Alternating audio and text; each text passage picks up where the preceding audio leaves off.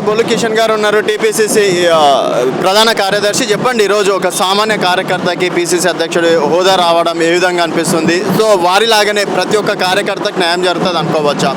అంటే రీసెంట్గా వచ్చిన వాళ్ళకు కూడా ఏకంగా కార్పొరేషన్లు ఇవ్వడం అనేది కూడా జరిగింది. సో ఇప్పుడు ఇక్కడ కాంగ్రెస్ పార్టీ మాట మీద నిలబడదని చెప్పేసి అనుకోవచ్చా? తప్పకుండా కాంగ్రెస్ పార్టీలో సామాజిక అనేది కాంగ్రెస్ పార్టీలో జరుగుతుంది.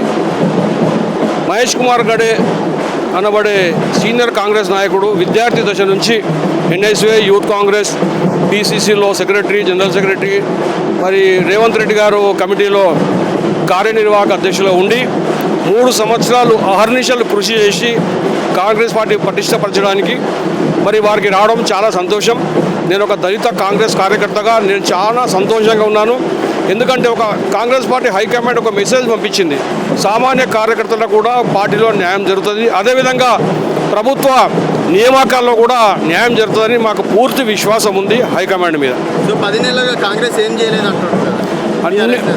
అవన్నీ తప్పుడు ఆరోపణలు అండి. వాళ్ళకు అంతు పట్టట్లేదు. ఎందుకంటే రేవంత్ రెడ్డి దూకుడు వాళ్ళకు ఎట్లుందంటే వాళ్ళకు ఏమంటారు, అది మనకు అంతు చిక్కని పరిస్థితి ఉంది. ఎందుకంటే రేవంత్ రెడ్డి బ్రహ్మాండంగా ఏదైతే మనకు 6 గ్యారెంటీలు ఇచ్చారో వాటిని అంచెలంచెలుగా ఫస్ట్ మీరు చూడండి, రైతు బంధు అనేది ఆగస్టు లోపల కంప్లీట్ చేస్తానడు, దాని మాట తప్పకుండా దాన్ని కంప్లీట్ చేశాడు. ఇంకా కొన్ని ఉన్నాయి, అన్నీ చేస్తూనే ఉన్నాడు కదా. వాళ్ళు అప్పుల కుప్పం చేసిపోయారు, దాన్ని అధిగమించి అన్నింటినీ పరిష్కరించి ముందుకు సాగుతూ ఉన్నాడు. తప్పకుండా ప్రజలకు అందుబాటులో ఉంటాడు. ప్రజలు వాగ్దానం చేసిండో వాటన్ని తూచా తప్పకుండా పాటిస్తారని మాకు పూర్తి విశ్వాసం ఉంది. ఈ రైతులకు న్యాయం చేయలేదని ఈరోజు ప్రజాభవన్ ముట్టడికి కూడా పిలుపునిచ్చింది.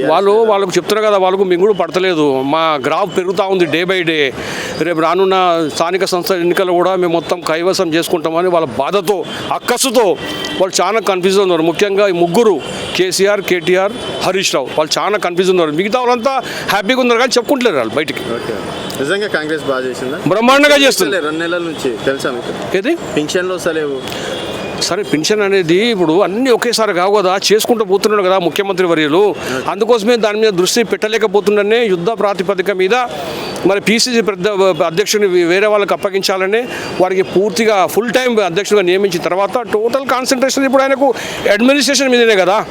6 గ్యారెంటీలు ఇచ్చినో దాని మీద తూచా తప్పకుండా ముందుకెళ్తూనే ఉంటాడు. మీరు చూడండి, ఇంకా ఇప్పుడు ఆయన మొన్నటిదాకా రెండు ఎద్దులు ఆయన నడిపించిండు. ఇప్పుడు అట్లా కాదు, ఫ్రీ అయిపోయిండు. మొత్తం అడ్మినిస్ట్రేషన్ మీద పట్టు సాధించాడు, ఇంకా సాధిస్తాడు. ఓకే, సో రానున్న రోజుల్లో కాంగ్రెస్ పార్టీ గెలుపు 100%. దాంట్లో ఏం అనుమానం, ఏ ఎన్నికలు వచ్చినా కూడా తప్పకుండా విజయం మాదే. ఓకే, బీఆర్ఎస్, బీజేపీ ఇక వాళ్ళ సంగతి ఎంత తక్కువ మాట్లాడితే అంత మంచిది. మా గురించి మేము మాట్లాడుకోవడం బెస్ట్ అది. ఓకే, సో రానున్న రోజుల్లో మాత్రం కాంగ్రెస్ పార్టీ మరింత దూకుడుగా ఉంటుందని చెప్పేసి కూడా చెప్పడం అనేది జరుగుతుంది.